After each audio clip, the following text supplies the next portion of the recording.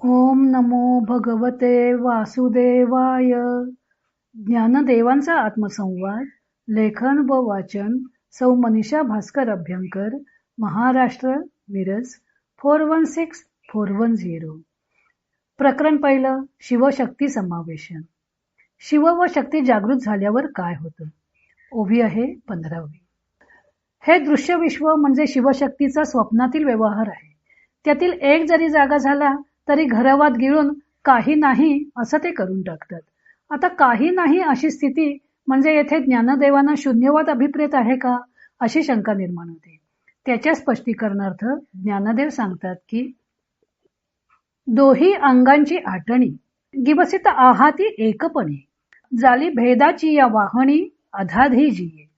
आटणी म्हणजे एकत्र मिळवणी किंवा लय. गिवसित म्हणजे शोधित.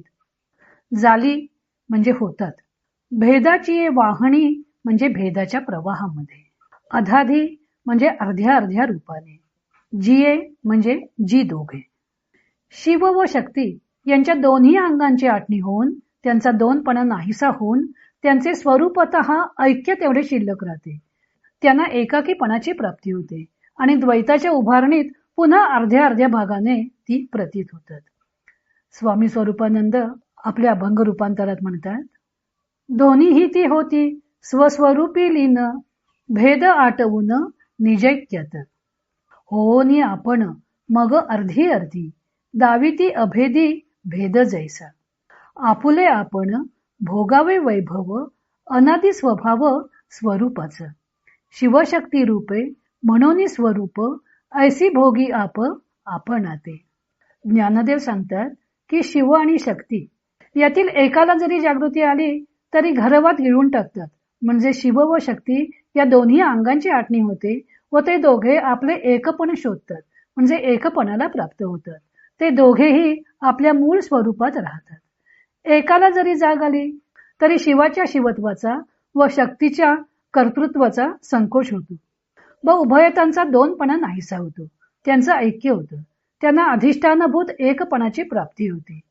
आता ती शिव आणि शक्ती रूपाने प्रत्ययास येत नाहीत. एकाच सोन्याच्या पत्र्यावर शिव आणि शक्ती यांचे ठसे उमटवावेत व पुन्हा ठोकून त्याचा पत्रा केला की केवळ त्या दोन स्वरूपांना असणारा आधारभूत पत्रा तेवढा उरतो.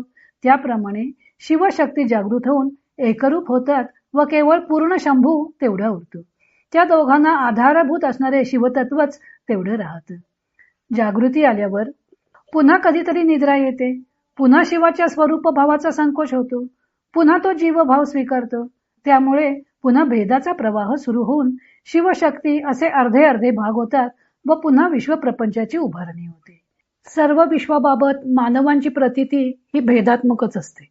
अनंत जीवजंतू, वृक्षवल्ली, तारे तारका वगैरेने युक्त असलेली सृष्टी पाहून विविधता व वैचित्र्य हेच सृष्टीचे सत्य स्वरूप आहे असं वाटतं. परंतु ही भेदात्मक प्रतीती ही सत्य नसून समग्र विश्व हे एकत्वाच्या अधिष्ठानावर उभारलेलं आहे. त्या आधारेच त्याची ही वैचित्र्याची लीला चालू आहे. त्यामुळे मानवांना भेदाचा प्रवाह अनुभवास येतो. हे जग जरी अनेक वस्तूंनी भरलेले असले तरी केवळ शिव व शक्ती या दोन विभागांनीच युक्त आहे. अस्ति भाती प्रिय म्हणजे असणे, प्रकट होणे व प्रिय वाटणे हे शिवाचे स्वरूप, तर नामरूप हे शक्तीचे रूप आहे. भेदाचा प्रवाह सुरू झाला की जगताचे असणे, प्रकटणे व प्रिय वाटणे या रूपाने पुरुष व आकार, नाम, रूप या रूपाने प्रकृती आपले स्वरूप स्पष्ट दाखवते. अशा प्रकारे ती दोघे पुन्हा अधाधी होतात. अधाधी म्हणजे अर्धी अर्धी तरी का होतात? कारण त्यांना बहु होण्याची इच्छा होते. स्वामी स्वरूपानंद सांगतात की दोघेही स्वरूपात लीन होतात व निजैक्यात भेद आटवून टाकतात. परंतु आपले आपण वैभव भोगावे असा या शंभूचा अनादी स्वभाव आहे. त्यामुळे शिवशक्ती रूपाने ते पुन्हा अर्ध्या अर्ध्या अंगाने अभेदात भेद दाखवतात व आपण आपले स्वरूप उपभोगतात. परमात्म्याला बहु होण्याची इच्छा झाली की अशी ही दोन अर्धी अर्धी अंगे तयार होतात व विषयाविषयी रूपाने एकमेकांचा उपभोग घेतात. आता यातील विषय कोण आणि विषयी कोण ते ज्ञानदेव पुढच्या ओवीत सांगत आहेत. तो भाग आपण उद्या पाहू. इतर अनेक ग्रंथांचा आधार घेऊन संत ज्ञानदेवांच्या अमृतानुभव या ग्रंथाचं लेखन व वाचन सौ मनीषा अभ्यंकर मिरज यांनी केलं आहे. हरिओम तत्सत.